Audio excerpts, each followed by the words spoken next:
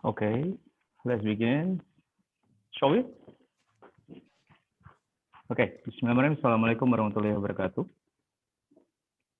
Waalaikumsalam warahmatullahi wabarakatuh. Okay, thank you very much. Terima kasih teman-teman, Bapak Ibu. Thank you very much. Thank you for welcome to this program. So thank you for Dr. Sarah Prestridge for coming this program and joining this program.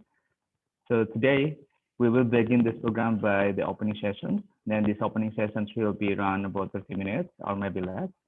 So this opening session will not be run formally. So we will have an informal opening sessions. However, we still have some agenda that have to be done in this opening session.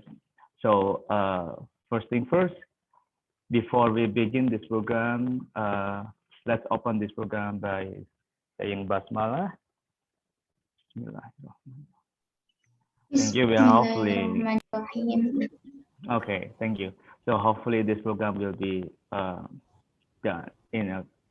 Will be best for the goodness of this program.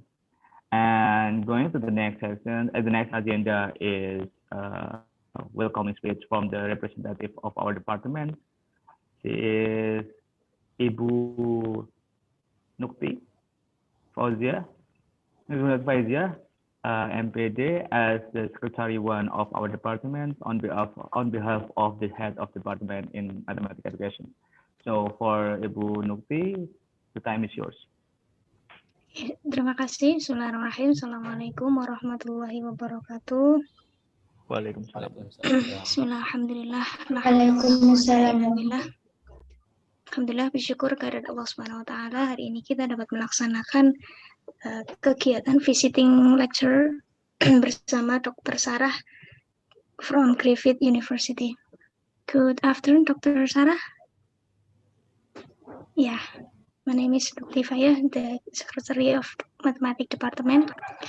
And thank you for this joining program. Teman-teman sekalian, alhamdulillah kita dapat melaksanakan visiting lecturer ini.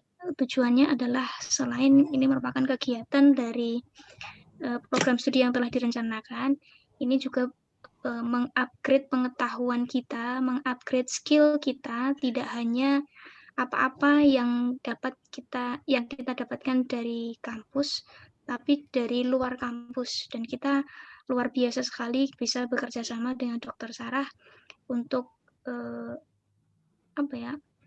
saya kira akan banyak sekali ilmu yang akan kita peroleh ya teman-teman di angkatan 2018 ya, dengan mata kuliah media pembelajaran.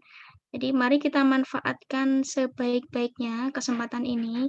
Ini kesempatan yang luar biasa baik dengan pembicara yang luar biasa kompeten tentang teknologi pendidikan. Jadi yuk kita simak, kita ikuti dengan baik. Terima kasih juga kepada Pak Noval SPIC, kemudian juga Pak Toyib yang menyelenggarakan, mempersiapkan semua hal ini supaya dapat terlaksana dengan baik. Ya, dari saya selamat melaksanakan kuliah ini. Mari kita manfaatkan sebaik-baiknya selama 4 pertemuan. Kita optimalkan pertemuan ini dengan baik.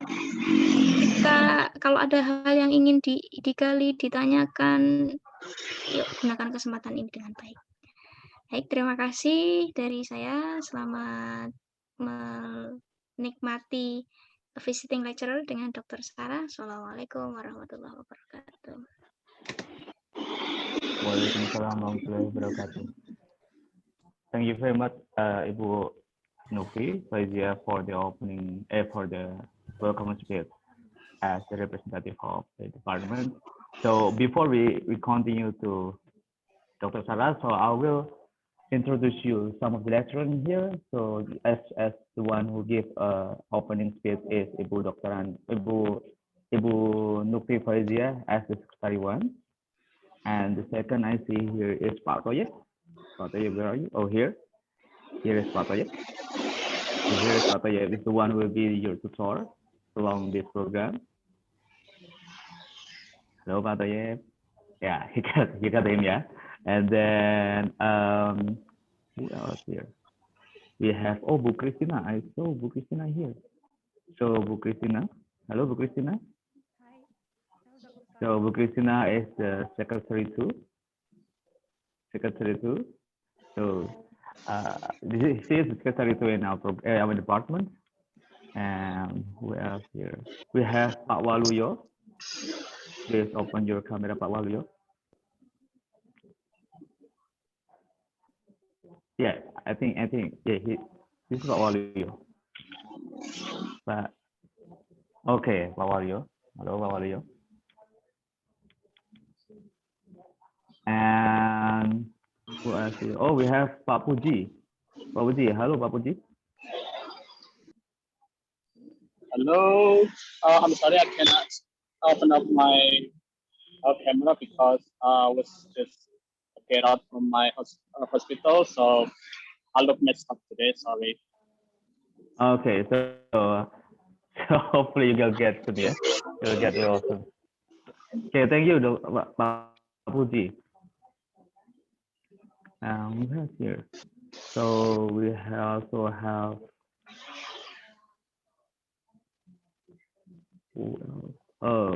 I think it's all. Oh, there is a Bapak Dr. Khalid. Bapak Dr. Khalid, can you join? Bapak Dr. Khalid.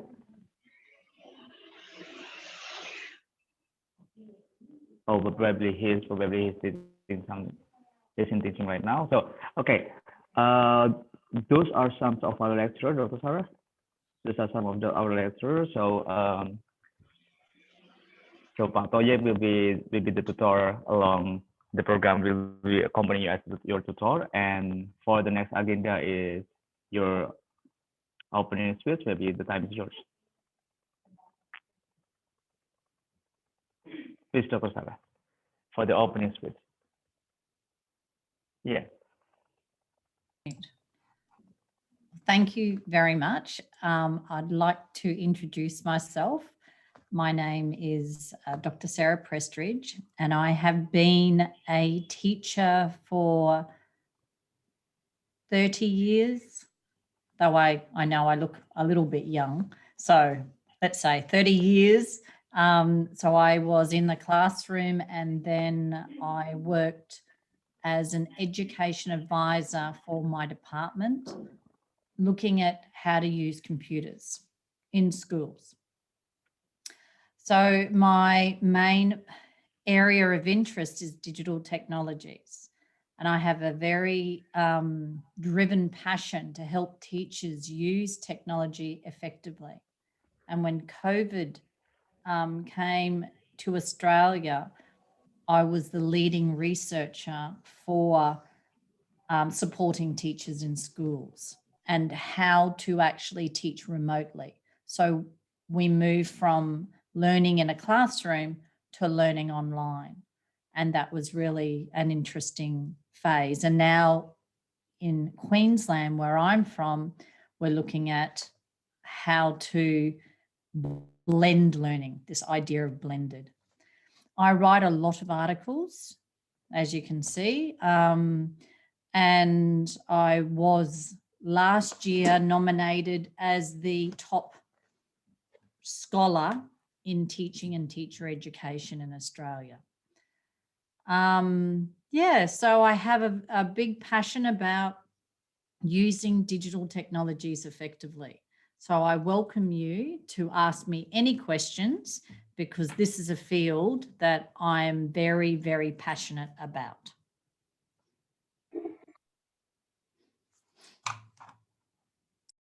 Okay, thank you, Dr. Sarah. So would you please to give one sentence what kind of model, what kind of how to make blended learning become more effective and efficient in a short sentence?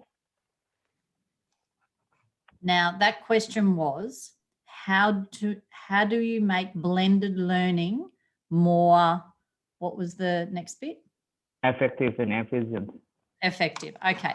So at the moment, could you do me a favor and put questions in the chat channel, because the audio is not great at the moment, and I'm getting a lot of feedback because I'm not too sure why, but if you could put questions in the chat channel, it would be easier for me to respond to.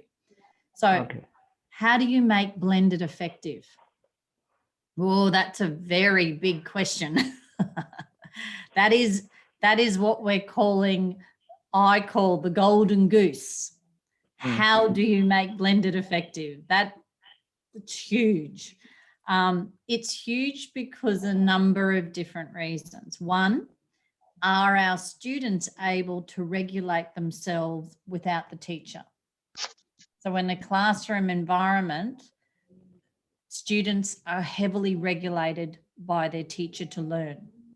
But as soon as you go online or in a space that's digital, such as Teams or Zoom or a simulation, doesn't matter what it is, they're not used to learning in that space. And because you might put materials there for them, it doesn't mean they know how to interact with those materials when they're not physically in the classroom with you.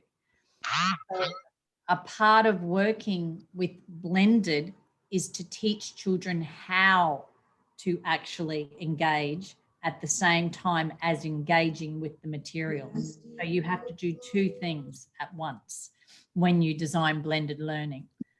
That's one big point. The other point is it looks different in different curriculum areas. Maths looks different online than English or a language, because languages are very heavy text based, where mathematics is very numbers based. And so they actually look and feel different online. So that means the way that you design the environment will be different. And there's also the third fact is that we're trying to understand how to use synchronous technology with asynchronous technology. And that's currently being examined. What is the best relationship? Should I just, like I do in the classroom, should I just teach like I normally do, but just do it in Zoom? Or does that even work? Is that the same? Should I just literally shift what I do in the classroom to a Zoom environment like we are now? Or should I make it look different? So that's synchronous, and asynchronously, should I make a lot of teacher-made videos so the students can come at any time and learn?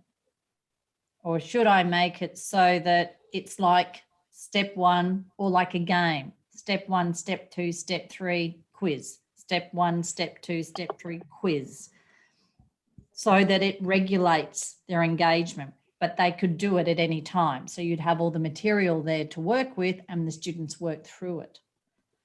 So there's different aspects. Bakar lah, harus mikir lah. Kan aku tuh dewe mak.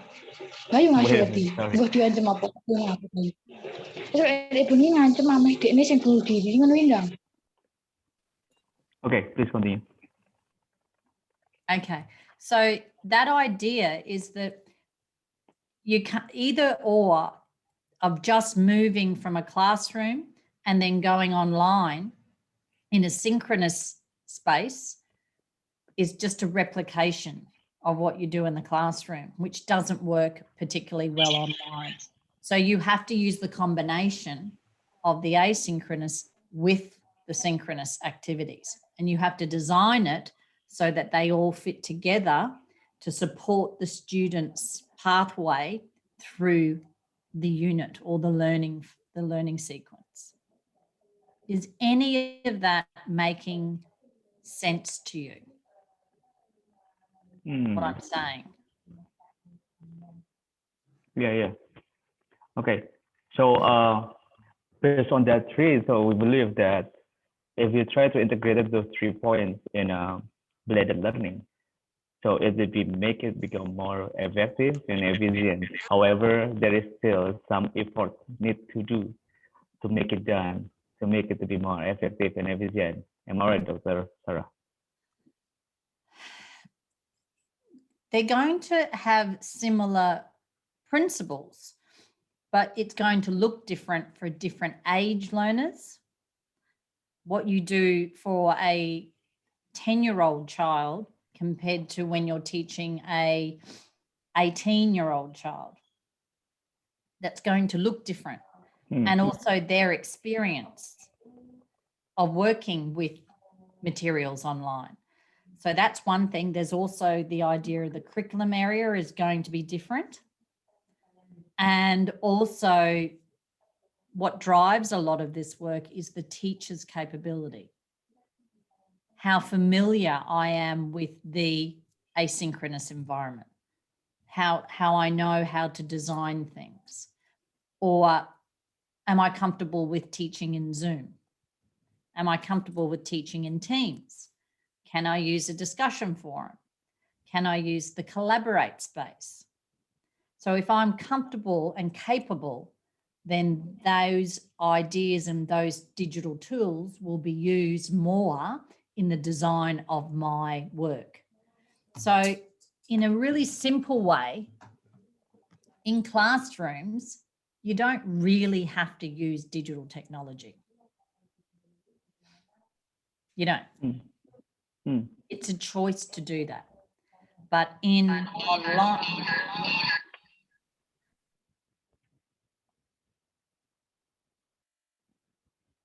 Oh, sorry, Dr. Sarah, I lose your voice. Oh, wait a minute.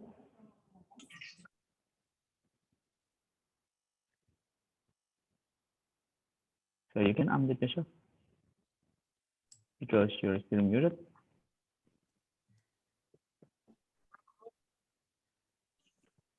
I can hear you. Oh, no, I'm not. I wasn't speaking. I was waiting. Okay. Sorry. I can't remember what I was saying. The point is that if you're trying to do blended, you have to bring in digital technology. So why are you choosing to do blended? Are you choosing it because with remote learning, there was a reason? Because the students weren't with you. But if the students are here in the classroom with you, why would you do blended? I know why, but I want to know if you know why. Okay. Why would you choose to do blended if your students are in the classroom? Anybody? Anybody? Could anybody put the answer in the chat channel? Oke, teman-teman. Jadi ini Dr. Sarah dia menanyakan terkait kira-kira alasan kenapa sih orang melakukan blended learning, itu kira-kira kenapa coba? Coba teman-teman kalau ada yang punya jawaban bisa ketik di komen. Kenapa sih orang mesti pakai blended learning gitu? Nah, yang punya ide silakan. Atau ada yang mau langsung ngomong juga boleh. Nanti setelah ini akan saya serahkan ke Pak Toyib. Jadi ini hanya sebagai pembuka saja. Teman-teman mungkin ada yang, oh, okay. Okay, so the question from Dr. Sarah was, where would you use blended if the students are in the classroom? Why? Okay, if my answer, Dr. Sarah, if I can answer for myself, at least from my condition. So the point of why I make it become blended is that I try to make the learning process become more effective. Why? I do flip learning many times. So I have a pre-class activity. I have an in-class activity, I have a post-class activity. So in the pre-class activity, because I prepare my students with all the materials, so they can learning by themselves. After that, they can join to the in-class activity, with they have like they have the knowledge of the material of what they have been learning. So in the learning process, I can improve, or I can increase the quality of the learning process by giving them hot problems or by giving them projects. After that, I evaluate them in the post activity to measure whether they understand about the topic that I teach to them. So this is my conditions, by the way. So let's see what the audience conditions. We here have Pak Puji. So Pak Puji, can you talk directly?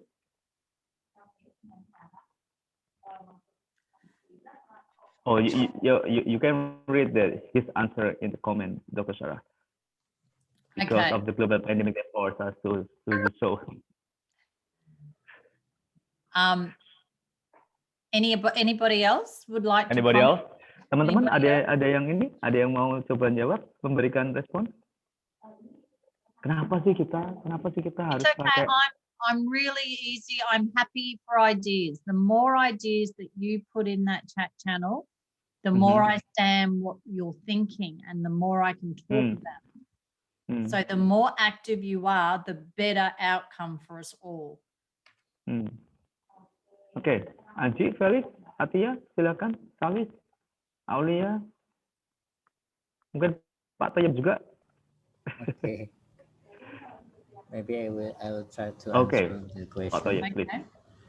Blended learning is combining the online and the offline. For the online learning, maybe make the more time for students to access the material or the subject, so they can explore their the material more time than we do in the class. So this is give opportunity to students to study when they can, even they are in their home maybe. And for the offline, maybe we can justify, we can discuss about the problem they found from their learning in their self. So this is a great opportunity for the learning by using blended learning, I think. Thank you, Dr. Sarah. Wonderful. And I think the idea here is to try to get as many ideas as we can from people, because once people commit to something and be a participant, the more learning they will engage with. So you brought up the idea here that it gives students more time to explore when they're at home because they got access to the material. Yeah. Yes, Dr. Sarah. Now, the idea here that I have with that is that we've always done that with homework. They've been able to do that before. You know, but the material might look a little bit different now because we might make a video. So we might be able to target a need better with a video. You know what I mean? Compared to homework tasks that students have always done. So blended's a little bit different than giving student work that they would be doing just at home. So the idea here is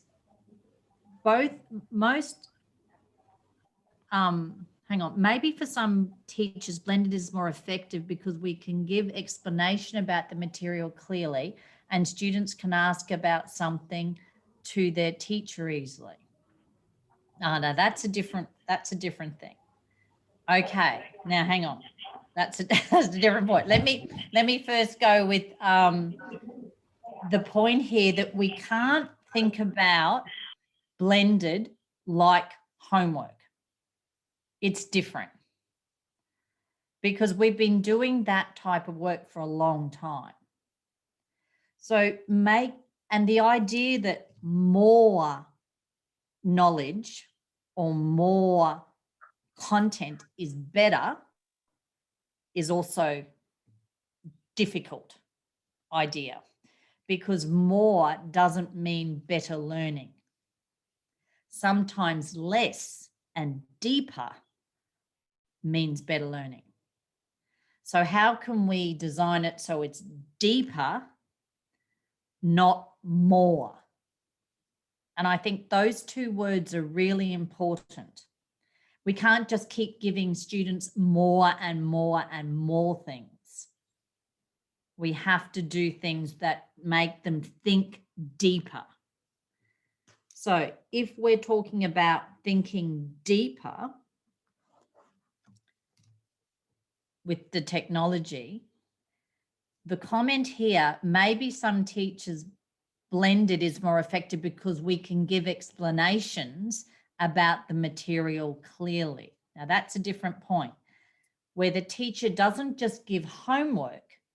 What they do is they go through and deconstruct the idea in a way that really identifies what the problem, the maths idea or concept is. That they feel if they can capture that in a video, for example, the student can watch it a number of times and they can use it to keep learning with. They can keep reinforcing and building the idea. But that is just a reinforcement tool, because you teach that in the classroom and then you record that and they would use that as reinforcement. The key to blended learning and deep engagement, there's one key thing that you have to enable to make blended learning effective. So the one key thing to make blended learning effective is student engagement.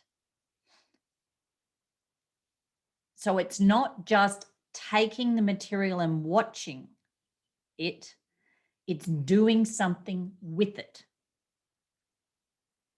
So the idea of blended is that they're actively engaging with it. And we can look at a number of different ways of what that might look like. But students, engaging, I'm just writing it. What might that engage with the materials?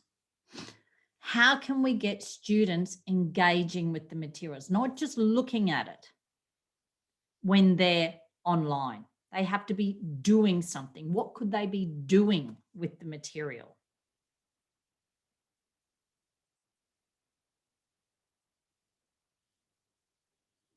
Because otherwise you're just sending a whole lot more content to them. And it's just more content. You have to think about how to engage students with the content, not just give them the content. So what are some ideas on how to get students to engage with the content? Okay, so I have a question, Dr. Sarah. So do you think video is enough for that? Well, what do you think now that I've said that? I mean, if the point is on how we engage the students, so do you, is it enough if we give them a learning video that we record by ourselves to the students in the previous class meeting? So is it enough? My question is that how good or how good the video, because I read from some literature that video is mostly used in the blended learning as a main source for the students to study. However, I found that some videos is just like a direct learning, which just directly teach them to do things. However, I believe that this is not enough. So what is your mind?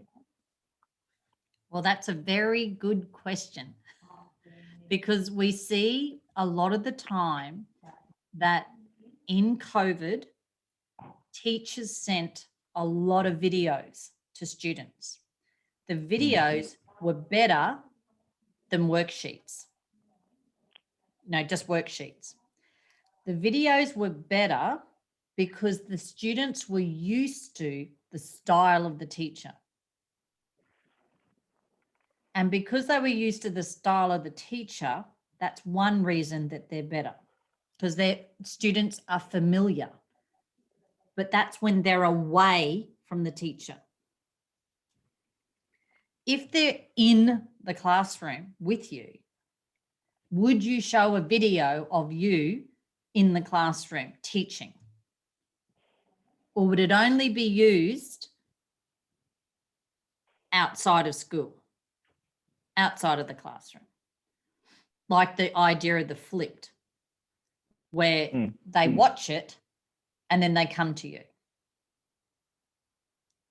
Because we've been looking into this, and the idea that when they just watch the video, it has to be designed in a particular way to effort regulate them, because that's what we do as teachers. That's our teaching capability. So we have to design it so that the students have time, like point things to look at. So there's certain design principles that are important when you design a video. So it might be things like it goes for 10 minutes maximum. It would have certain points that the students would have to look at as they're going through the video. So it would have the points to look at, and it would go for 5 minutes. So it's the idea of chunking. So you have a number of short videos that target ideas, and those short videos that target the ideas help effort regulate the student. So when it's not just one video, it's all the videos together that make the learning pathway. Do you know what I mean by that? It's not just the one video. So you're creating a learning pathway. You're not just doing all this content to the students. You have to actually chunk it and cut it so the students follow a sequence. That's one very important idea when you're working through blended videos. But another idea is that you have to teach students how to use that video. You can't just give it to them. And we often don't do that. We just say, watch the video.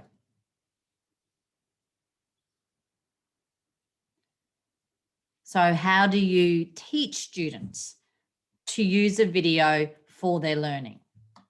Because they need to be taught that. So the material that sits around the videos is just as important as the video. And then with that information, what do they do with that? That you can't just leave it there. You have to be active with it. So how are they then being activated by it?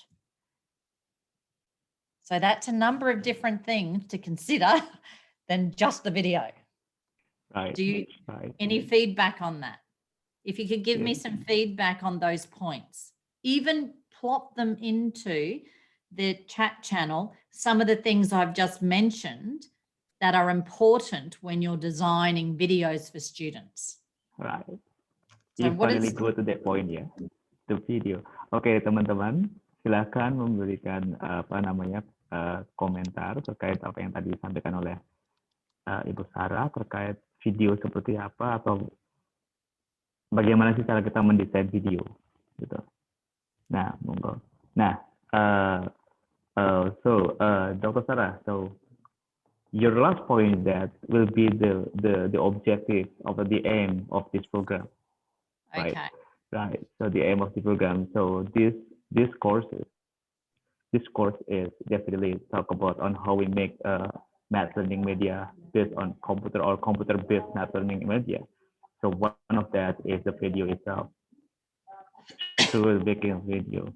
So yeah, Paul. So the Yes, point Dr. of Sarah. the point of this course is how to make a good math video. Is that correct? Yeah. So Good we now know it's not just about the video. Mhm. It's about I the mean, video with the material that sits around the video. correct. Right. You know what I mean? It can't just be the video because it has to be the point of the video, the relationship it is to the classroom, the design of the video itself, the learning pathway of the number of videos, because it can't just be one video, it has to be chunked, and then what the student does at the end as a response. Oke, jadi teman-teman, apa namanya yang disampaikan oleh Bu Sarah tadi adalah bahwa ketika kita membuat sebuah video untuk dijadikan sebagai bahan belajar untuk blended learning, maka video itu harus chunked. Chunk itu artinya dibagi-bagi. Jadi jangan 1 jam itu kalian menjelaskan gitu materinya, jangan. Tapi dibagi-bagi. Nah, as what Dr. Sarah said in her video in YouTube, I still remember, he said that as he said that learning video must be snacky, right? Snack. So it's also snack. So it must be easy to eat. It's short and yeah, easy to be digest. Jadi video itu harus snack. Snack itu kalian tahu kok jajanan snack itu ya. Jadi teman-teman kok jajanan snack itu kan harus mudah ditelan dan tidak bikin kita terlalu kenyang gitu, tapi mudah ditelan dan mudah dicerna. Artinya bahwa video itu pendek saja tapi mudah dipahami gitu. Okay, so I think I will give the session to Pak Toyib, Bu Sarah or Dr. Sarah. We call you Bu in here, so I think you already adjust with Indonesian, with bahasa Indonesia, don't you? Have you ever learned about bahasa Indonesia? Me? Are you talking me? Yeah. So, Oh, sorry, Dr. Sarah, understand. have you ever learned bahasa Indonesia before? Have I ever learnt? Bahasa Indonesia or Indonesian language? Never at all. Okay. Ever. Never. So, okay, for Mirs in here, we call Bu or Ibu, is his ma'am. So we call you Bu Sarah, it means ma'am, Sarah. Okay, Yeah. Bu So Sarah. Pak Toyib means Mr. Toyib. Yeah, Pak Toyib. So maybe some student we may call you Bu Sarah Okay, to make it bigger, more friendly. lovely. Okay. Okay, so I will give the session to Pak Toyib and you, Ibu Sarah, because I have another agenda to do in this afternoon. Okay. So Pak Toyib will be your tutor for today until the end of the program. So I hope if you have something that needs to be confirmed, you can ask Pak Toyib or maybe text me directly. Okay. Fantastic. Okay, thank you, Dr. Sarah. Pak Toyib, monggo sudah saya jadikan host. Sudah. Okay, monggo Pak Toyib. Terima kasih Pak Noval. Thank you, Mr. Noval. Okay, let's start our courses today. Our course lecture today with Bu Sarah here, with Dr. Sarah from Australia. It's great opportunity for us, yeah, for our student here, Doctor. So we can begin the course, and we spread and we mix our course in 2 terms here. Firstly, that you can keep the explanation or make a presentation about the material you will deliver in this lecture, and then we can also in the second term that we conduct the question and answer. It is the time about 100 minutes, ma'am. So it's approximately about maybe 2.5. Uh, is you understand, Mr. Sarah? Is it okay? Okay. Yes, it would be good to know. So how are you like this run? How is it organized? Okay. How many students are in the group? Okay. Actually, for these courses that I teach big class, it is 5 class, but 3 class, which is consists about 35 to 40 students each class. Each For class? each class. So for this opportunity, for this class, this is about 35, but this is has joined about 75. It is maybe too large, but it's okay because they are interested to join this course with you. Uh, for this course, I will give you some information. Firstly, that we have to make product about the learning media in the mathematic media actually by based on the computerized or multimedia here. So they have developed some media by using GeoGebra and also some of them using the simple one is PowerPoint and Microsoft PowerPoint, and then maybe we we we can evaluate, and also maybe we can ask to you about the progress of the media they make in the progress. So for the first time, firstly that you have, maybe you can deliver your presentations to our student about how to make the good media, and in order to this information that make some knowledge to them, so we can produce more media in good product here. Right. Now, can I just ask a few questions? There's about 75 students. Yes, it is actually from about 70 students. students. Okay. They all have to make one video. We make some group because it's in class it's about 40 that we can make group approximately 10 groups here in every class. So each group it consists of 4 students maximum. So each group has to produce the media, maybe one product here. So this session is the same on Friday with the same students or different students? In the planning that we plan that for the 4 series that we for the same class here, but maybe this is for the opening. Yeah, for the opening, that's maybe the information is spread to other class, so some student is joined to this opening ceremony. So for maybe for the next series, yes, Friday or next week, this is we maybe about 40 students who will join. So. Okay. So for this session, we've got about 75 students. Yes, yes. Okay. And the point is we need to make a video that teaches maths. Yes. And what are the age of the students being taught mathematics? This is we in the first of lecture that we ask the student to choose the material that's actually has two different between one group and the other.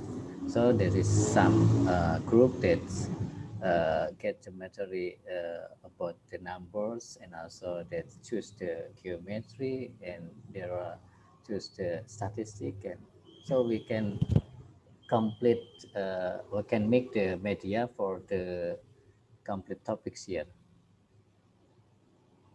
Okay, so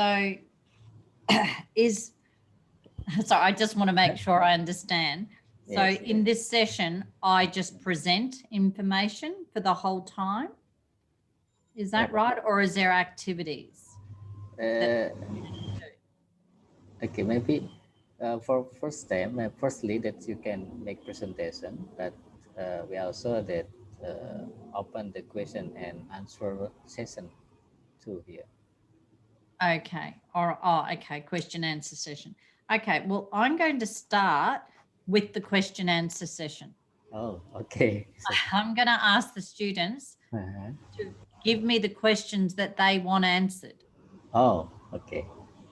So if every student can type in here exactly what they want to know, because I want to make sure that in this session and the next session and the next session, I can give them those answers. So let's start with their questions. Okay. Baik, mahasiswa semua ya, jadi adik-adik semua untuk yang pertama ini, Dr. Sarah menginginkan bahwa teman-teman menyiapkan berbagai pertanyaan seputar pembuatan media, ya mungkin berbagai dalam pengembangan media kemarin. Jika ada hal-hal yang ditanyakan, ya khususnya tadi ini mungkin dalam pembuatan video pembelajaran. Nah itu jika ada pertanyaan, semuanya monggo untuk disampaikan ke Dr. Sarah, baik itu nanti bisa dalam chat maupun dalam disampaikan langsung ya. Oleh karena itu, silakan teman-teman ini pokoknya fokus bebas untuk mengajukan pertanyaan kepada Dr. Sarah gitu.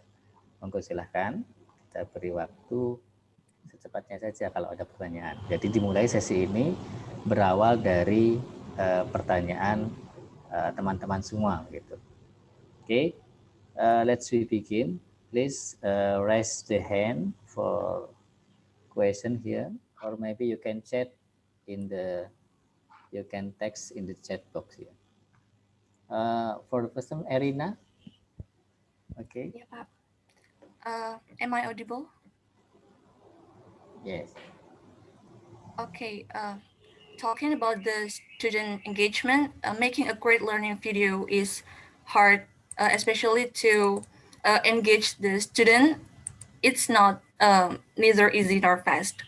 Some mathematics learning material are not fully contextual, such as square root, logarithm, calculus, etc. It's harder to for us to explain if it's not contextual. So my question is how to keep this material engage the student in a learning video. Thank you. That is a really, really good question. Really good question. You asked a number of different things there. So the first thing, what do you believe student engagement is? Tell me what you think student engagement is.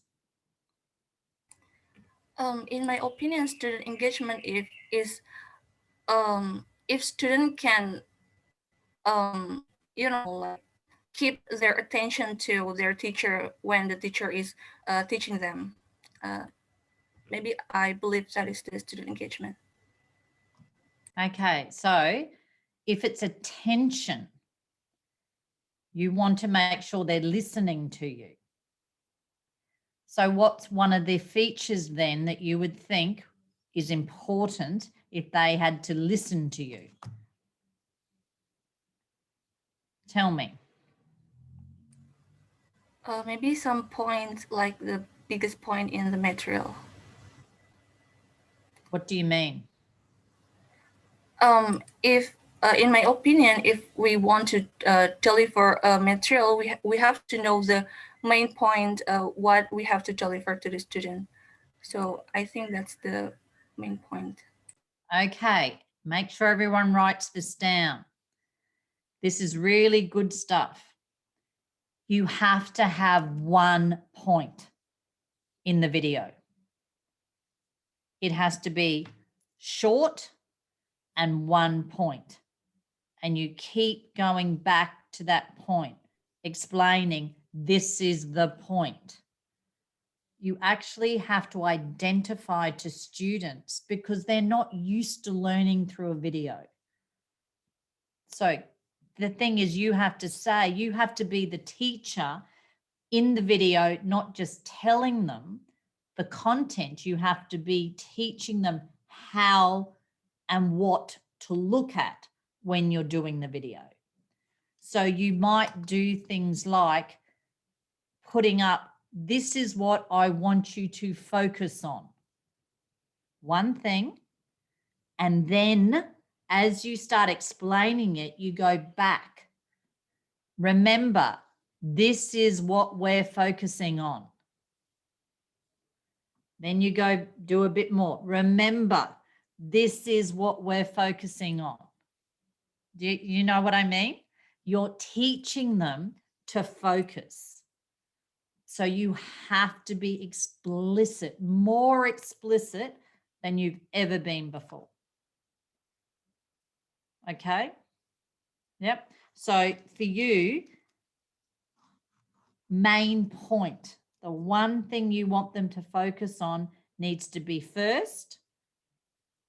Then you do a little bit and then you come back to it. Remember this. Remember. So it's short, and that's why the video has to be small. Because if it's small, you're just doing that 1 point, and then you're doing that one. And then the next one is another one, another main point. Do you understand? So explain that back to me, what I just said. What was the most key point that I've just made to you? We have to focus on 1 point, and then we after we deliver the focus, we maybe like elaborate the material. After that, we have to back to the main focus. All the way through, okay? Yep, good. Okay, thank you. And 1 main point per video. Because what the student will do is they'll remember that's the point for that video. Because if you give them too many points, they won't remember which one goes with that point. You know what it means? Because you're actually trying to help them learn. Great.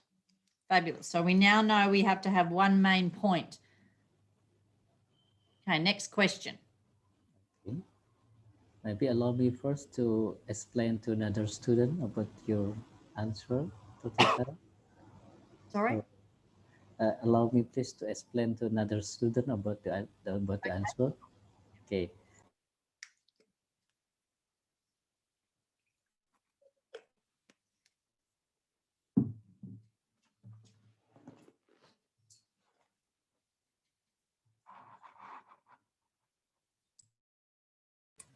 Pak Thayyib, mohon maaf, kami mute. Mohon maaf, ini sangat bagus sekali dari Mbak Erina pertanyaannya, ya. Jadi berkaitan dengan video supaya keterlibatan siswa dalam pembelajaran itu terlihat, ya, supaya fokusnya tadi bisa mengeksplorasi. Dalam pembuatannya itu harus dalam ukuran kecil tadi, fokus ke poin-poin gitu. Kalau misalkan kita mau menyampaikan 9 poin, ya, jadi poin pertama tadi harus fokus untuk poin tertentu itu saja, gitu ya. Jadi diawali ke topiknya apa, kemudian penjelasan, baru nanti kembali lagi ke topiknya itu. Kemudian baru nanti setelah selesai poin pertama lanjut ke poin berikutnya. Namun dirangkum nanti harus bisa menjelaskan semua poinnya itu, ya. Jadi itu dalam bentuk-bentuk kecil, semoga nanti dalam penjelasannya bisa dipahami bersama, ya. Oke. Kemudian next question please. Next question. Is there next question? You can text in the chat box, or maybe you can refer your question directly. Is there any question?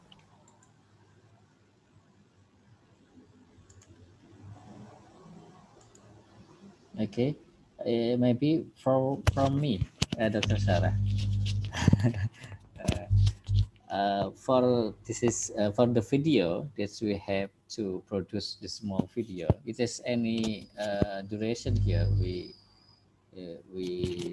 can to produce the video maximum or minimum the duration that we have to produce for the good learning video.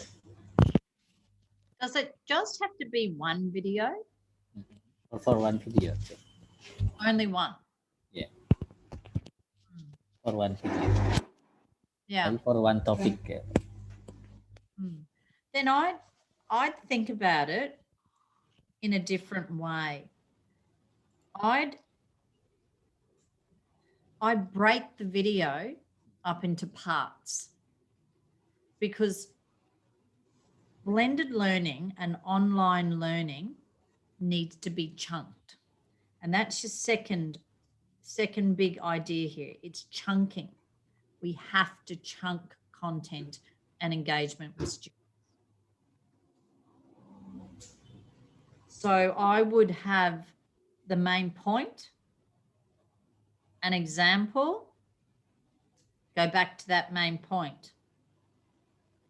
And then in the video, I'd ask them to do something to do with what you're asking, what you want them to do.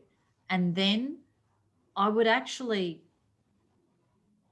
wait for them to do it. And then I'd bring in, right, next one, main point number 2, and then show them some information, come back to the main point, and let them have time to think about it. And I'd then do number 3, same thing, go back to it, and then let them think about it. So I just do 3 points in one video. And that might take, 10 to 15 minutes, but no longer. Because videos, it should be more videos and chunking than long videos. No one watches an hour video.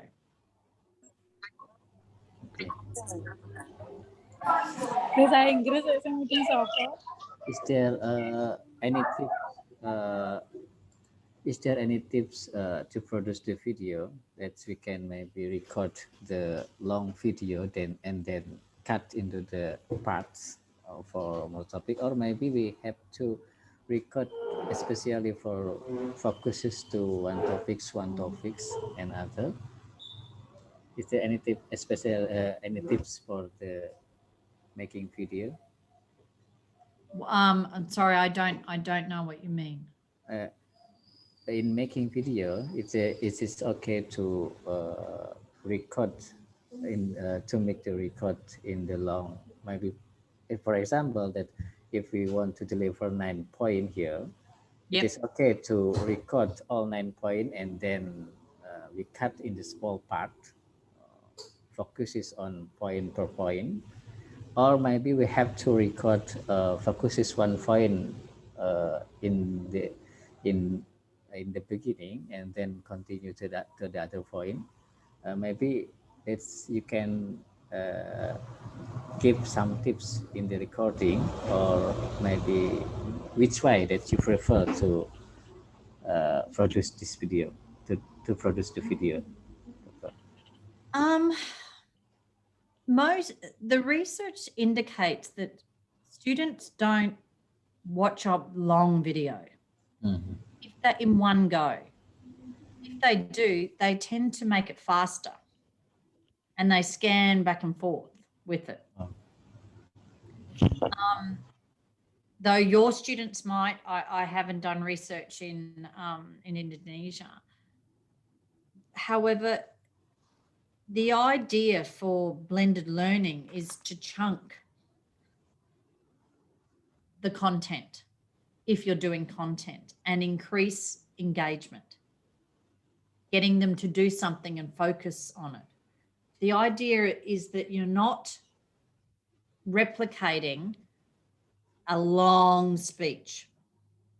That is not what to do when you're doing making videos. A long speech, because you just forget. The main time that people probably have listened here is when someone comes on and talks and asks a question like we just had, because that's meaningful. When everybody else engages, it's meaningful to that person. So when that lovely student just came on and asked a question, everybody probably was listening more because it was a student asking a question. Because it's really easy to not listen when you're in these meetings or you're watching a video. It's really hard to concentrate for a long time. So you have to work in a different way than what we're used to working in. So you can't just deliver a long video, and the video can't just be cut. It's got to be properly sequenced. So this bit, and then this bit, and then this bit, and then this bit, and then this bit. You can't just deliver a whole, because people won't listen. They won't get anything out of it. I'm asking the group, what experience have you had? Can you concentrate for a 45-minute video? Anybody? Give me your feedback. Can you just in the chat, can just say yes or no? Can you listen to a 45-minute video? Oke. Or Silakan. Silakan direspon dengan menuliskan yes or no, ya. Apakah teman-teman bisa melihat atau mendengarkan video yang durasinya 40 menit secara mudah? Monggo silakan direspon di chat langsung. Jika melihat video 45 menit, kira-kira fokusnya itu terganggu atau tidak? Oke, Mbak Erina sudah menjawab. Yang lain silakan. Yes or no, tulis saja yes or no. Bisa konsentrasi atau tidak? Oke, Pak Puji juga sudah. When I drive, yes, that's interesting.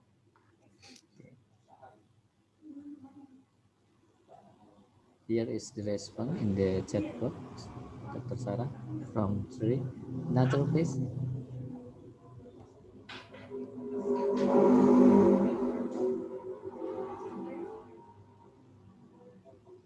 Okay.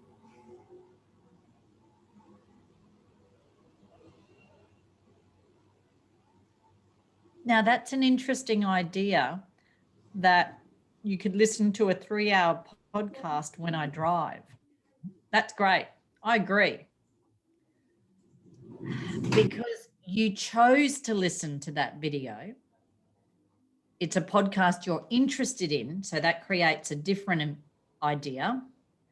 And also you're physically driving at the same time, you're doing something.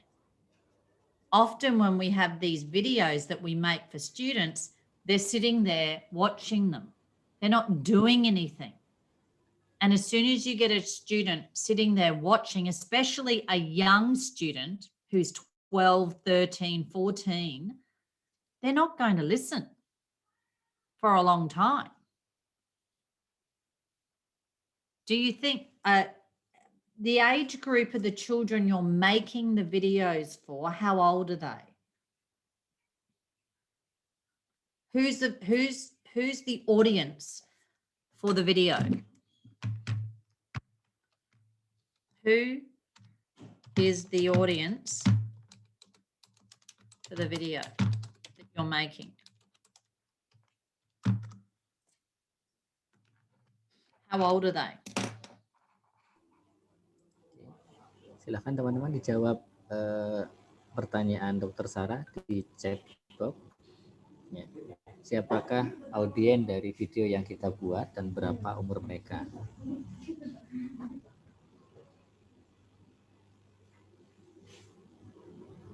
Silakan, berdasarkan kemarin yang disusun ya, yang dikembangkan, mungkin silakan bisa dijawab masing-masing kelompok.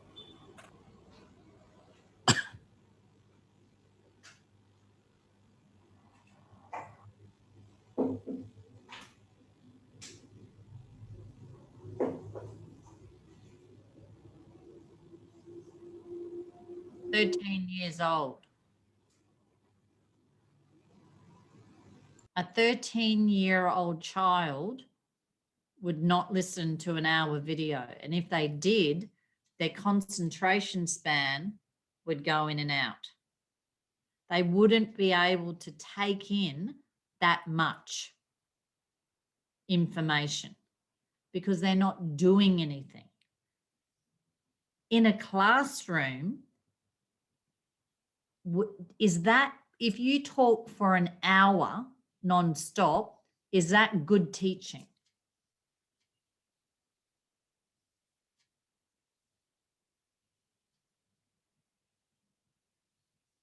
Anybody answer that question? Is talking in a classroom for an hour non-stop good teaching?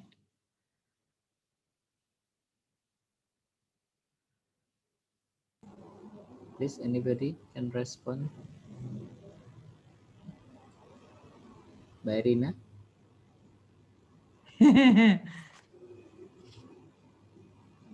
Atau Mbak Well, Adi? I think it's not. Yeah, it's not. So why would you do it online? Why would you make an hour-long video for them to watch if it's not good teaching? So a long video is not good. It's really interesting, this idea that more content is better is not good when we do blended learning. It's working deeply with the content that makes a difference. So how long, I'll ask another question. How long could a 13-year-old concentrate?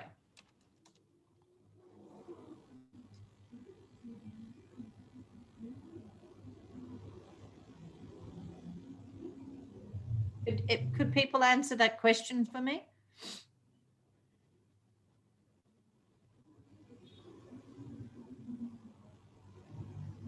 Anybody? It is probably 5 to 10 minutes. We're lucky.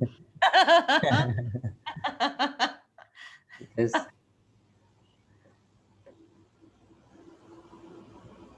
So, yeah, that's really important. Do you understand what I'm saying? Can I just have a thumbs up if you understand what I'm saying? Just put a thumbs up in the chat channel. Please put a thumbs up if you understand what I'm saying about the length of the video. Let's see how many people understand what I'm saying.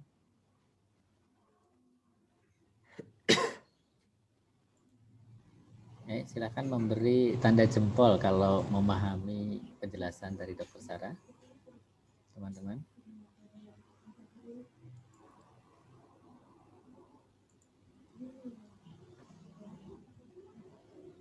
Or even just a yes.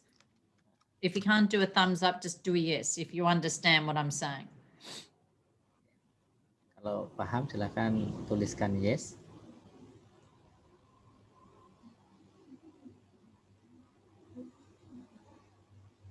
Great.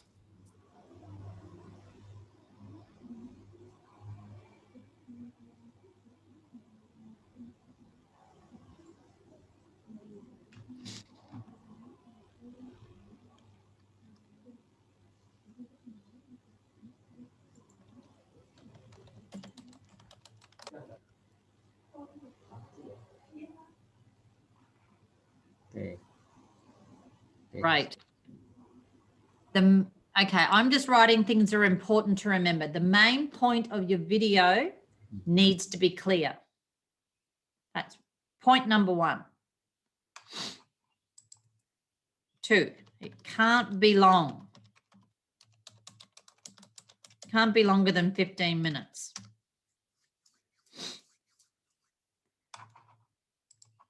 If it's longer than 15 minutes, it needs to be a second video.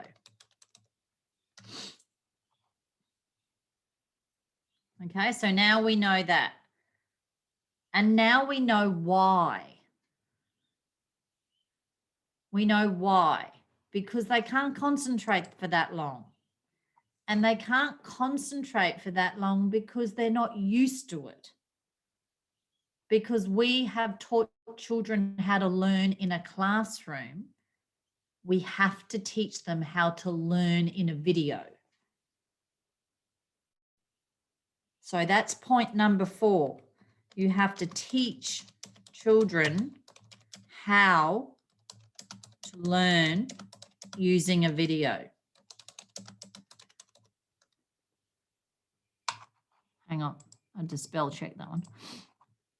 Now, this point is really important. Teach children how to learn using a video. We teach children how to learn in a classroom by raising their hands, by talking, by listening, by doing an activity.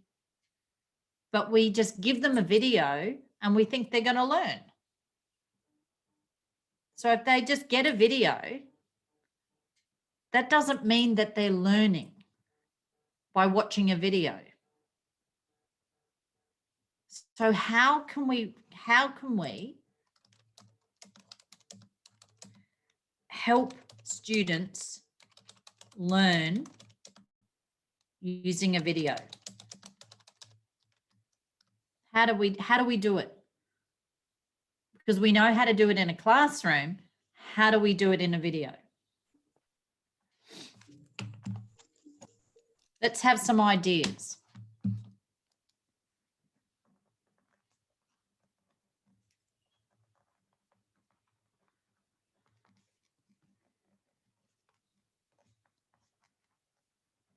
Anyone?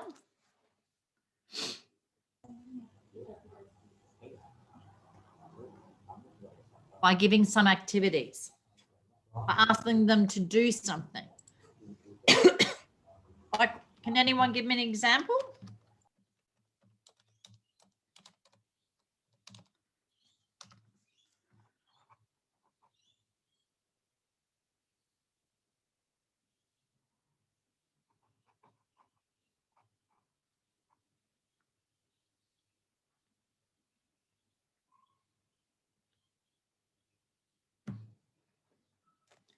You could ask them to write something down.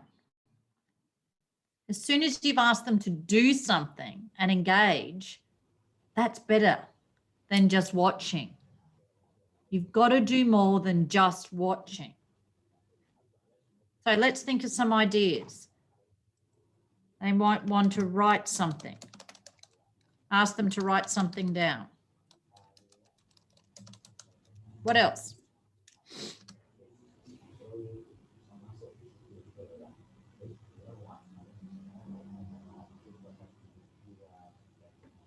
Maybe keep the games, maybe. Do a game? Yeah, do games. Can you give me an example? Example, for the illustration, maybe it's from the Dora the Explorer. It's maybe we can follow the instruction from the video, so the student can reach the goal in the end of the video. Okay, so you're telling them step by step to do something. Okay. And yep, that's great. So you give them step by step instructions because they'll listen and do it. As soon as they do it, they're listening. Like as soon as and this is what I'm doing now. I'm asking you to participate. The more you participate, the more you're learning. If I just said all these things to you, you wouldn't remember them. Because I keep asking you to put things in the chat channel, you have to do something. So as soon as you start doing something, you go, oh, okay, I've got to do something. Oh, I better listen. It's just natural. So you can't just give them a monotone video and expect them to listen to it. You actually have to ask them constantly. Write down the main point of this video. We are going to learn about this.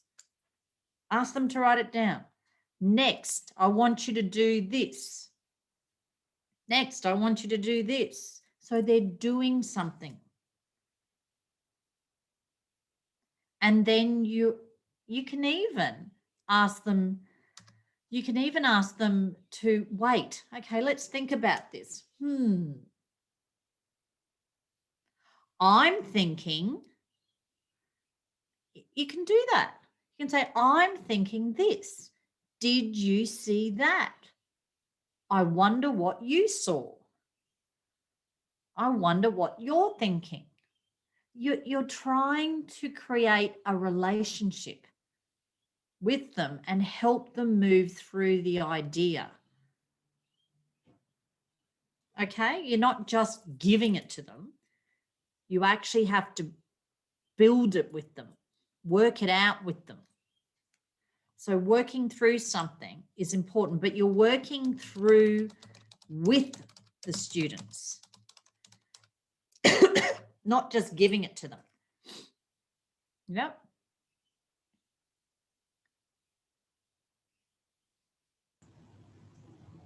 Oke, silakan teman-teman. Kalau ada yang memberi respon ya, atau pertanyaan baru boleh silakan. Jadi semakin kita berinteraksi, ya, nanti menunjukkan kita bahwa kita itu belajar ya. Monggo.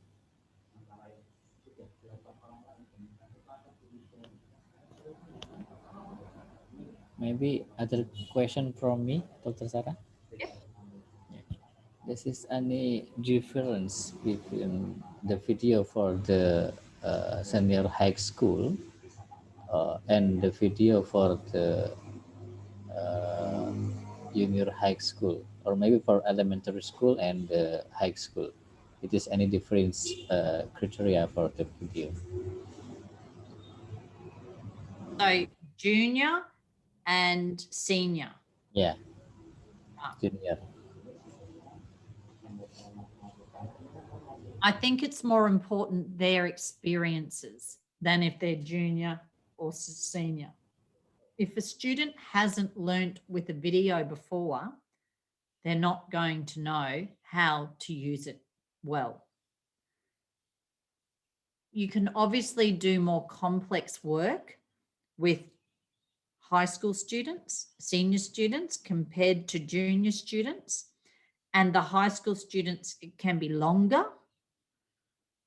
but the junior students, they obviously has to be shorter, but both ages, the one key thing is their level of experience.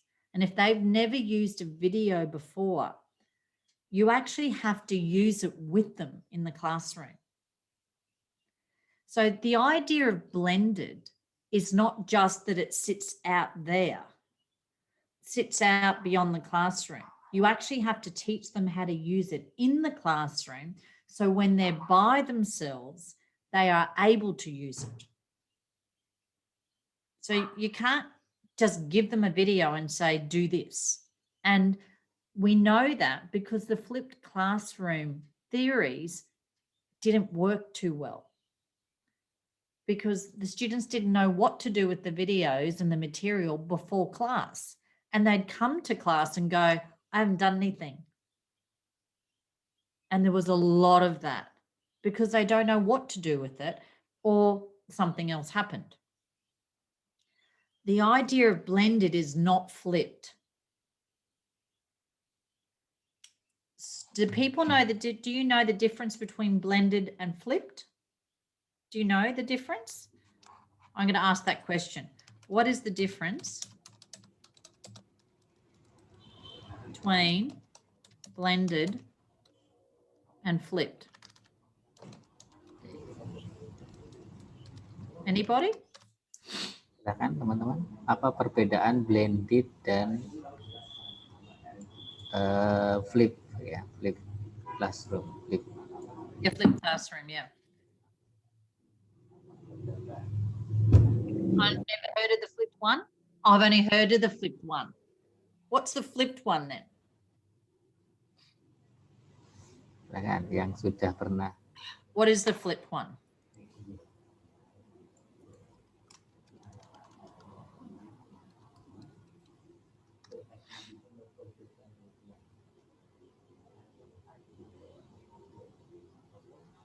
Ada yang tahu teman-teman?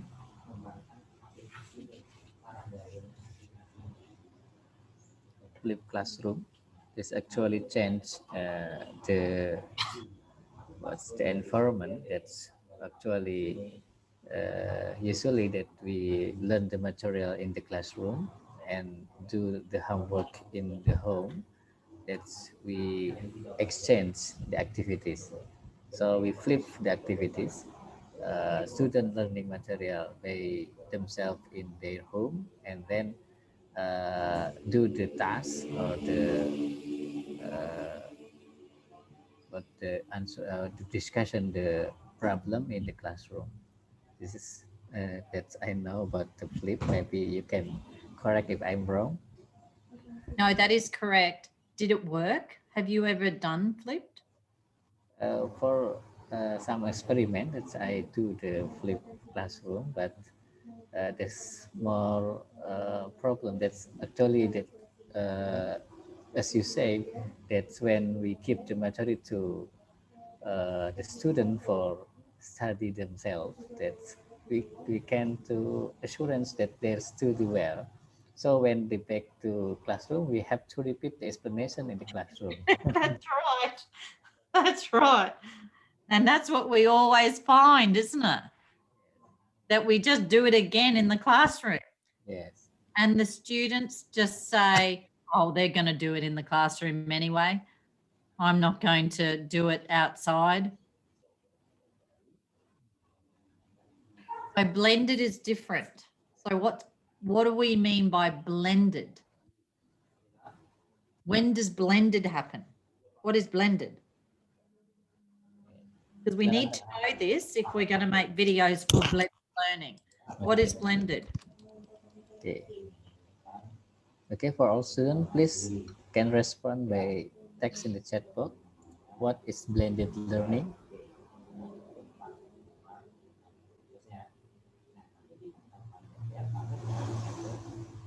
Mbak Adinda, mana Mbak Adinda?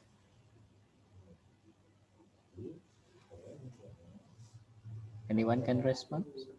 What is blended learning?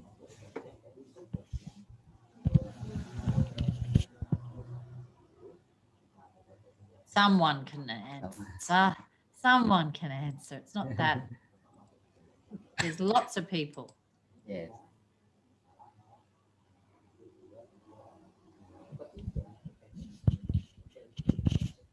You could do what we do in a classroom and just ask somebody.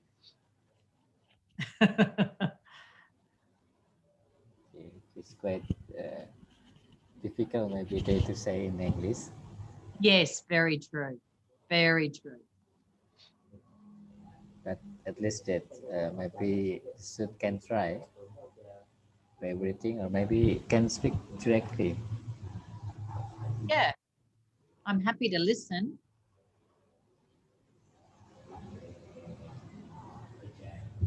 Okay, anyone can answer what is blended learning? Here is Mbak Adinda in the chat box. Okay, between online and offline learning. I don't know what offline learning is. Okay, give explanation about offline learning, Mbak Adinda. Learning method where the face-to-face learning processes combined with the e-processes. Oh, that's a great definition. does that mean that the online occurs in the classroom when they're physically with you?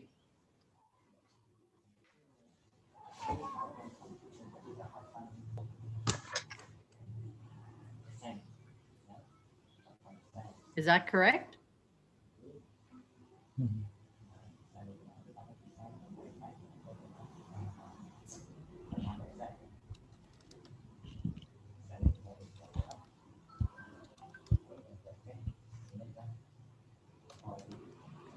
Face-to-face learning process.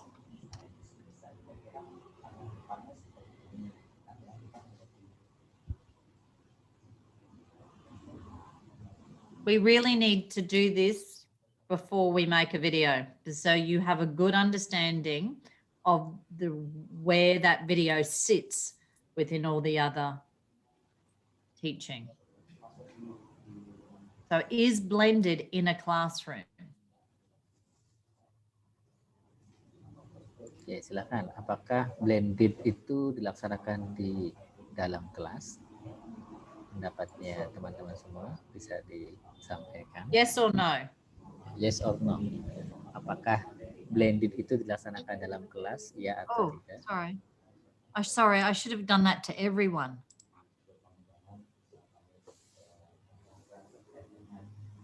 I should have done that. Sorry, I think I've done that wrong to not everybody.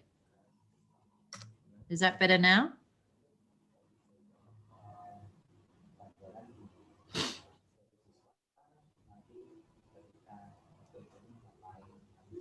No. Okay, we've got one no. Yang lain silakan merespon ya atau tidak pendapatnya. Menuliskan ya, yes or no.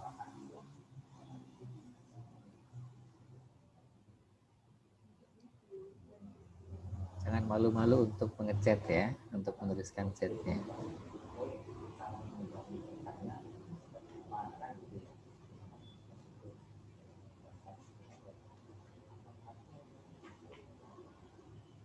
Yang lain silakan. Ayo, tuliskan saja yes or no. Apakah pembelajaran blended itu di dalam kelas atau tidak?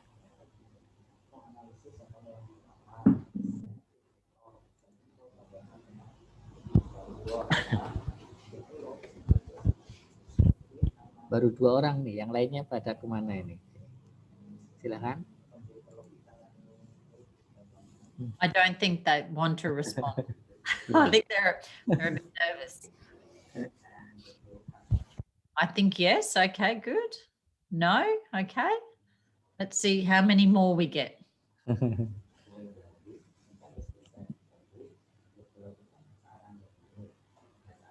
Please feel free to text the answer, yes or no. Okay, good. I think it happened in the class or not.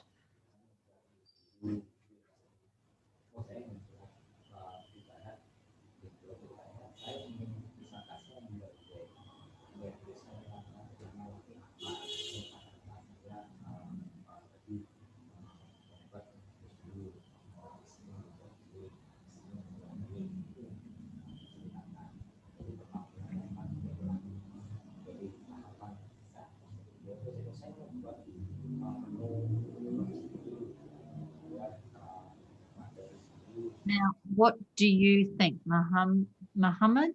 What do you think? It can conduct in the classroom, or sometimes it's run online, I think. I'll just tell you what it can. I think there's a number of different names that are currently being thrown around in education. The idea of blended is that you're using the online digital tools while you're physically in the classroom. Those materials are still available when the student might go home, but you're using them while they're physically with you in the classroom.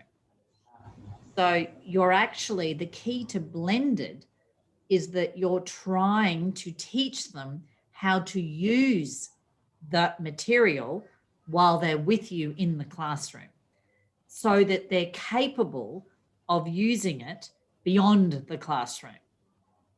Because we found that flipped was difficult because students couldn't do the activities by themselves. So in blended ideas is we're blending face-to-face and online together.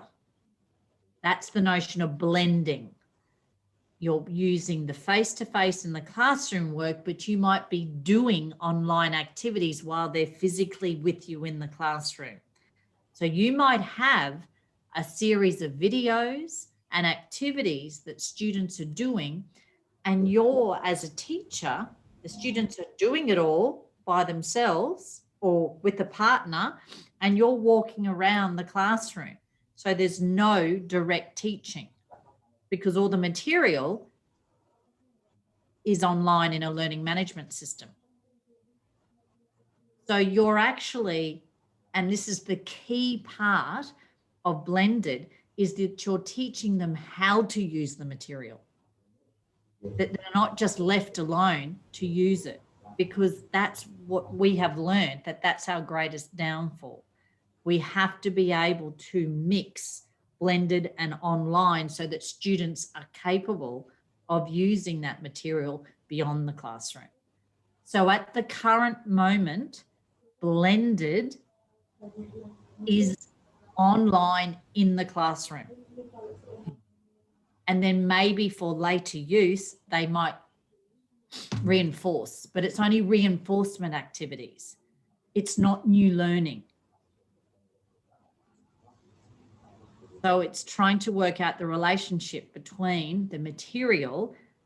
It's not flipped where they go and listen to it and then come. So is that clear? May I repeat for interpretation? The key point is the student is still in the classroom, but the situation is they can learning online. So they also can learning beyond the class to study the same material. This is maybe the key point is but the classroom is still we use to conduct the blended learning here. And in the future, maybe there is a reinforcement about this situation because the use of digital tool here, so they can learn everywhere online here. It is correct? Yeah, it is correct. So as a rule, the online components happen in the classroom. And it's part of the learning pathway. Okay. Might not all be online. It could be some of it, or it could be that you're taking parts of the online and teaching them how to use it when you're in the classroom. So do you want me to give you a couple of examples of maths ones? Okay. I'm working in a number of different schools in Queensland, and I have a number of different maths teachers that I'm working with. Now, these teachers have found that their students find it difficult to be metacognitive, to be able to discuss their thinking mathematically.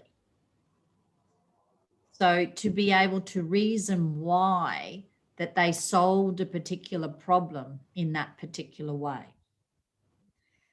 They want to just apply a formula instead of trying to think about the maths problem in a way where they're applying their understandings. So what the teacher did was created a problem. and he made it into a video. And he played the video in front of the class. And the students then had 10 minutes to watch, oh no, half an hour to watch the video and solve the problem. So one of the problems was, for example, this is the maths problem. One student was walking home from school and another one was going to the shop. And they wanted to know the distance between the time it would take for that student to walk past the other student, depending if they were walking at a certain pace and at a certain time. So that was the problem. So the students sat there and went, right, I have to work out, I have to calculate using my understandings of mathematics and formula, how long it would take for those two students to come together at a particular time, depending on the distance and the time frame. So the teacher just made the video of the problem. He played the video to the class. And then the students were allowed to work individually or in groups to work out and solve the problem. And he walked around the students helping. And they all came up with different things, and they were talking and they were busy and they were working out the problem, and they kept asking questions of each other. So they were actively engaged. And then after a certain period of time, he said, stop. And he then asked some students to show the working out and the reasoning. And the students were very amazed that other students had different answers and they solved it in different ways using different maths equations. And they kept asking the teacher, what's the right answer? But there was no right answer. It depended on how you applied the mathematical ideas. So he's teaching the students to work mathematically. And the video was just the problem, but it was done in the class.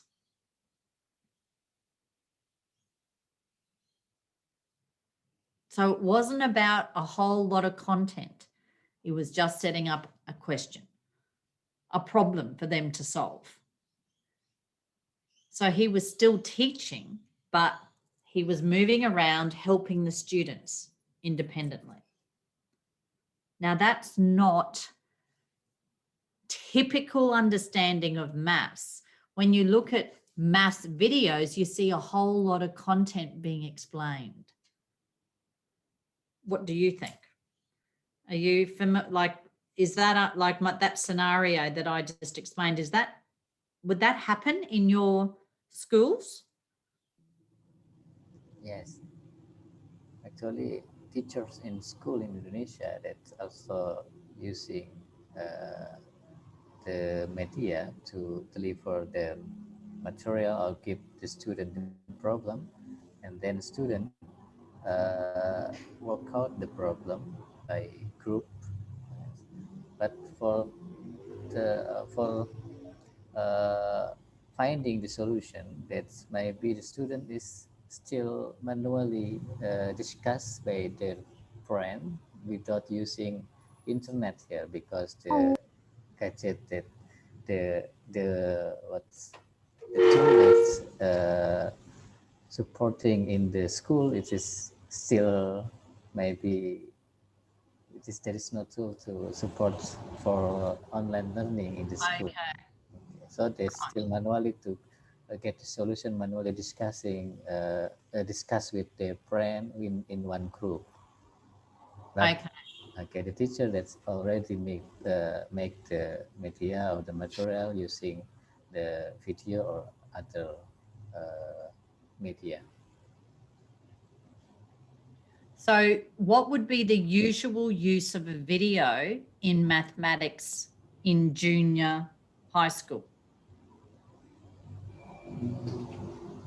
The most useful is, I think, the explanation about the material, and also maybe contextual problem that's, as you said, that can can encourage students to solve it by using their own knowledge here. And so it's not just an explanation of the problem.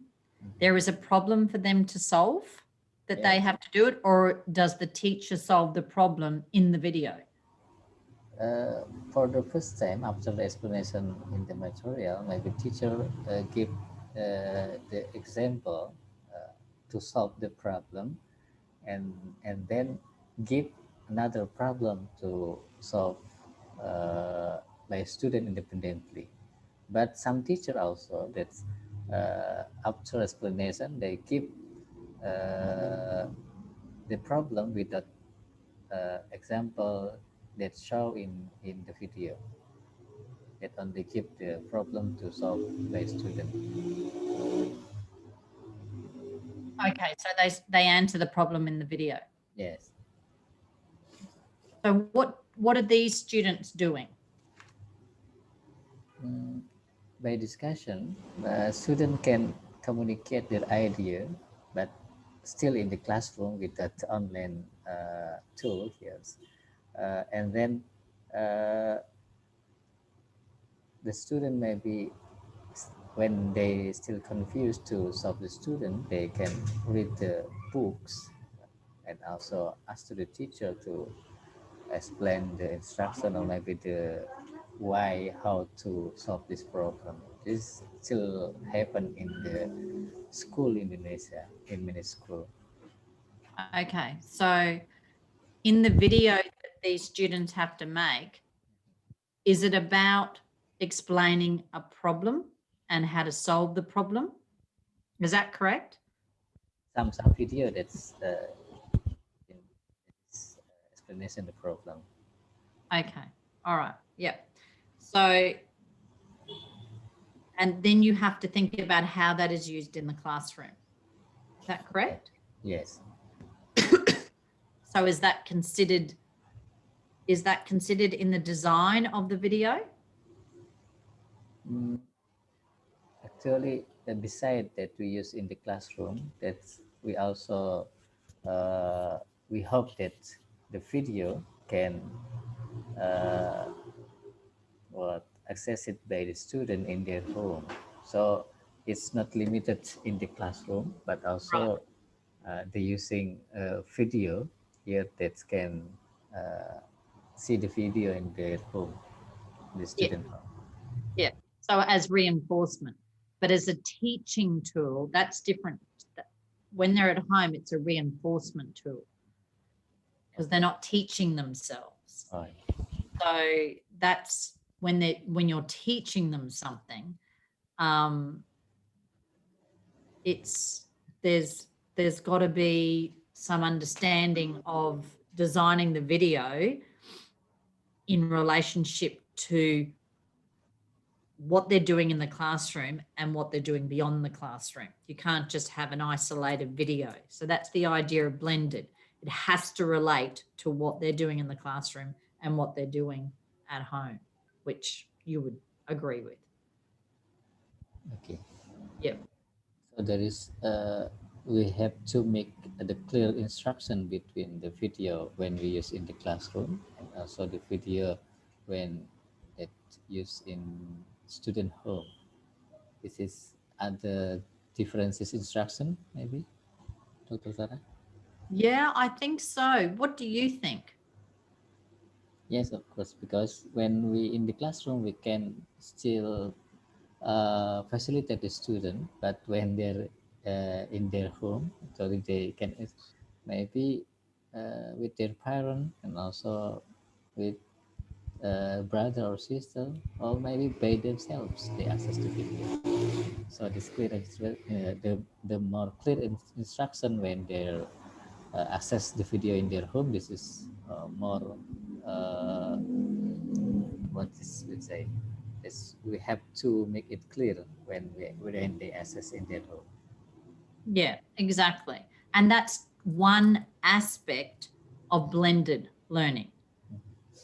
And one of the key things that we've discussed today is making whatever's in that video important to what they're doing in the classroom. Because otherwise it needs to make connection to what's happening with everything else that they're doing. It's got to be a key part of it. Okay, that's interesting. Maybe with this situation, Dr. Sarah, in the pandemic COVID-19 here, that the case is student there is no in the classroom. So maybe any idea that it is still blend learning, that when the student cannot attend the class or attend the school, so it is still blended classroom, or how we say it, how to make it blend when the student there is no in the classroom. Well, if they're not in the classroom, it's not blended. Oh. When they're not in the classroom, it's online or distance education. Okay. So the key point is the student must in the classroom. Yeah, and I think we have used these terms interchange. So we need to start being very definite about the way that we want the video to be. Is it blended or is it distance? Now, distance learning is when you never see the students physically in your classroom. And so all the material is online. And therefore it's got to look different, completely different. Okay. Yeah. So if we're doing blended, that's why I kept saying, what are we doing? What context are we creating? Is it for classroom? Or is it reinforcement when they're at home, like homework? Or is it digital online in the classroom? So, that really makes a difference to the type of video that you make. Yes, we have to spread it differently between blended learning and also on distant learning here. Yeah, blended or distant or remote is another way, or module, online coursework, where the student moves through all the different material online in an online course. And that's, again, different.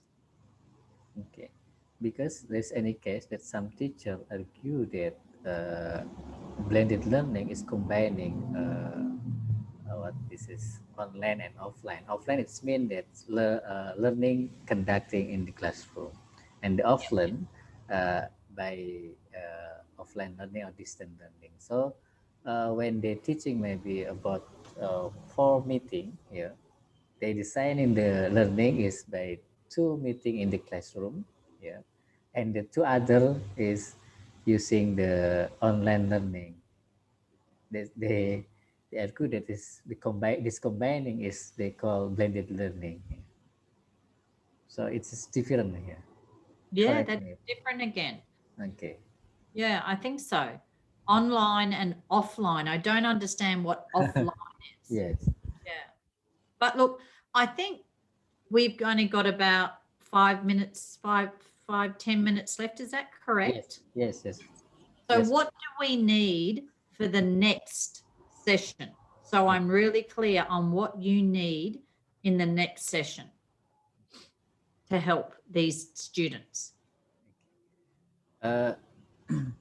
Maybe I want to inform you.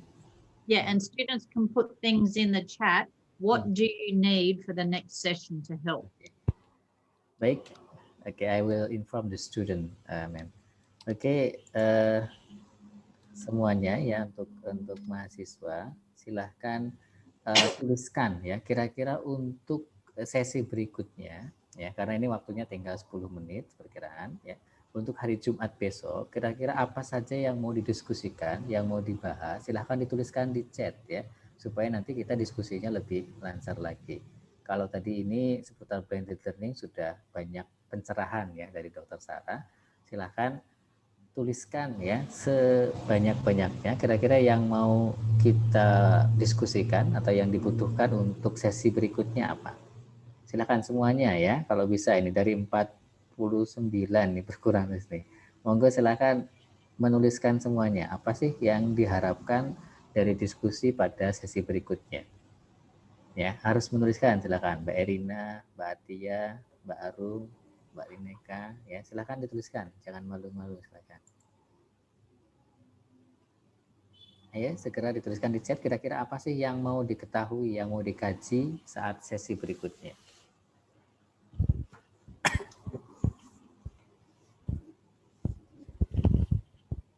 Oke. Belum ada yang nulis, masih dipikirkan ini. Please feel free to text what we need in the next session. This session we discuss a lot of things about blended learning. Maybe next session we can discuss more interesting about the media. About the video. Okay, maybe if how to make online learning more effective. Yes. If we focus about the video, how to produce the video we can use it in the learning, so the learning is more effective. The structure video, and also maybe how to make the introduction, how to make the key point, or to make the explanation, and also how to make the conclusion in the video, which is the distance is about maximum 15 minutes. This is maybe need more practice, but maybe about the production, the video, it is from Dr. Sarah. Is there is any tips to produce the great video? What software are you using to make your videos? This is various software. Maybe student can answer. Silakan dijawab software yang digunakan untuk membuat videonya apa? Mbak Rina?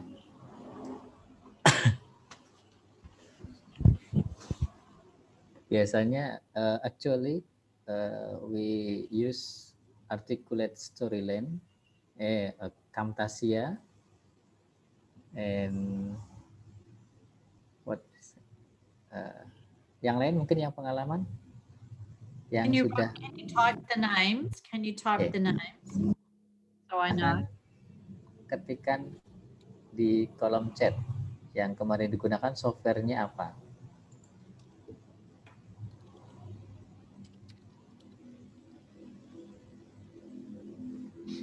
Software yang digunakan untuk membuat videonya.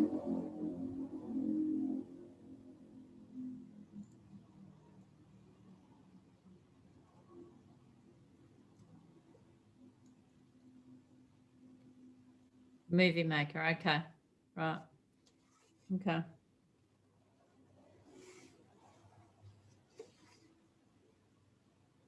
So they have to make a 10-minute video, is that right? 10, 15-minute video? Yes. About one maths concept. Yes. Do they have to do any material around that video? Is it just the video? It is great about the material too. So it's the other material about the video. Yes. The video. So it might be a video plus an activity. Yes. Okay. This is good for the video classroom activity. Okay. All right. Well, I'll start getting some material together to help. Okay. Is there any other questions before I leave? Any other questions? Okay. They've listened for a long time.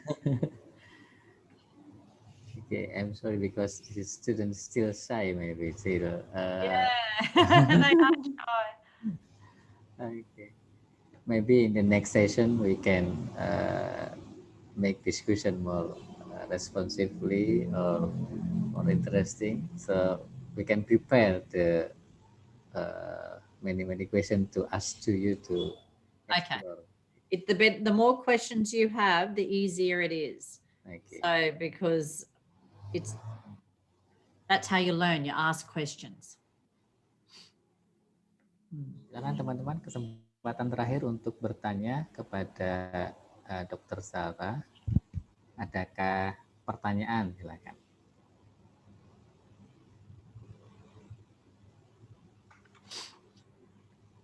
All right. Okay. All right. Well, I'll go and I will see you, I think, on Friday. Is that correct? Yes, on Friday in the 1 o'clock. 1 o'clock. Yeah. Okay. Perfect. All right. Thank you, everyone. Okay. Thank Bye-bye. you. Okay. Thank you very much for the discussion, this interesting discussion. Yeah, hopefully that you always healthy and also in the can. Thank you. Bye. Okay, let's we give a high five for Dr. Sarah. Bye. Thank you very much. Baik teman-teman, tadi mungkin sudah dipamiti oleh Dr. Sarah ya, karena penjelasannya pakai bahasa Inggris ya, jadi memang kita perlu mencerna 2 kali begitu ya. Tapi tadi alhamdulillah Mbak Irina sudah mengajukan pertanyaan, Mbak Dinda dan yang lainnya mohon lebih interaktif lagi ya minggu depan ya. Silahkan persiapkan segala pertanyaan apapun gitu ya. Nah, minggu depan rencananya tentang video pembelajaran ya, video aktivitas pembelajaran di kelas. Jadi silahkan bagaimana memproduksi atau membuat videonya itu supaya menghasilkan video yang baik ya. Nah, ini pengalaman pertama mungkin ya, atau mungkin ada yang udah pernah visiting lecture. Nanti pengalaman ini menjadi pengalaman berharga ya, walaupun tadi perlu 2 kali untuk memahami karena menggunakan bahasa Inggris ya. Harapannya kita sebagai di sini yang memperoleh pengetahuan lebih dari apa yang disampaikan oleh Ibu Sarah ya. Tadinya saya kira Dr. Sarah ini mau menyampaikan presentasinya dulu, tapi ternyata preferennya itu lebih memilih diskusi berdasarkan pertanyaan-pertanyaan teman-teman semua gitu ya. Oleh karena itu harapan saya minggu depan itu teman-teman menyiapkan sebanyak-banyaknya pertanyaan, khususnya bagaimana mengembangkan video pembelajaran tadi itu ya. Jadi kalau tidak lihat mungkin sebagai evaluasi ya sedikit, teman-teman tadi saat ditanya itu untuk menuliskan yes or no saja masa nggak berani gitu ya. Nah itu nanti silahkan direspon tuh yes no sesuai, jangan takut salah gitu ya, jangan takut salah, silahkan sesuaikan argumennya ini mungkin. Nah mungkin tadi harapannya Dr. Sarah, kita akan continue selama 4 seri ya. Jadi ini seri pertama, besok Jumat seri kedua, minggu depannya 2 seri lagi gitu ya. Harapannya semuanya bisa berpartisipasi gitu ya, saat dari awal ini sampai akhir, sehingga nanti saat di akhir itu kita memperoleh informasi yang menyeluruh gitu ya, dari awal sampai akhir. Mungkin bisa dikonsulkan juga ya, saat pengembangan kemarin ini saya pakai ini, kira-kira ini, nah kan nanti respon dari Dr. Sarah seperti apa ya. Jadi ini kesempatan yang berharga, kita tidak mungkin mendatangkan ahli Dr. Sarah itu ke Indonesia kalau tidak pakai online learning. Ini mungkin kejadian yang langka ya. Oleh karena itu mungkin Pak Noval selaku PIC monggo bisa ada sedikit tambahan untuk disampaikan. Oke, bismillahirrahmanirrahim. Assalamualaikum warahmatullahi wabarakatuh, teman-teman. Waalaikumsalam warahmatullahi wabarakatuh. Oke, tadi terima kasih banyak Pak Toyib. Ya, karena nanti teman-teman di sini akan di sini saya sifatnya fasilitator ya, jadi menjagani ya, menjagani gitu. Tapi saya seperti yang saya sampaikan ke Atia, ke teman-teman melalui Atia, bahwa saya minta teman-teman selama perkuliahan ini selalu kamera on, ya. Rika, siapa lagi, Putri Ayu, Aristia, Novelia, siapa lagi nih, Ella, Desiana, Aprian, Oriza, Ika, Indah, dan lain sebagainya. Silakan berikutnya kameranya on. Kenapa? Ya kita usahakan tetap selalu on gitu. Jadi jangan matiin kayak gini, gitu. Oke?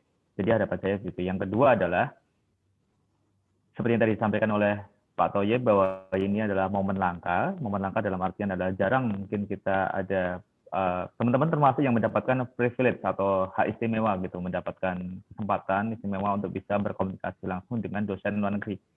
Nggak semua angkatan dapat pengalaman kayak gini loh ya, dapat pengalaman kayak gini. Oleh karena itu, kalian silahkan manfaatkan sebaik mungkin, dalam artian kayak gini, bahwa ketika kalian ada hambatan dalam bahasa, ya kalian bisa menanyakan dalam bahasa Indonesia, nanti akan dibantu dalam mengartikan. Kalau ada temennya yang bisa mengartikan dalam bahasa Inggris juga bagus. Kalau misalnya teman-teman bisa langsung bertanya dalam bahasa Inggris juga bagus. Gitu. Jadi jangan takut terkait dengan grammar, karena gara-gara grammar terus takut bertanya. No, enggak kayak gitu. Siapa tahu dari sini teman-teman jadi punya link untuk bisa ke luar negeri suatu saat, bisa ke Griffith University suatu saat, gitu, untuk lanjut S2 atau lanjut S3 atau seterusnya. Nah, itu bisa jadi awal buat teman-teman untuk ke sana. Mungkin makatan Pak Toyib. Berkat forum ini bahasa Inggris saya jadi ketahuan jelek. Wah,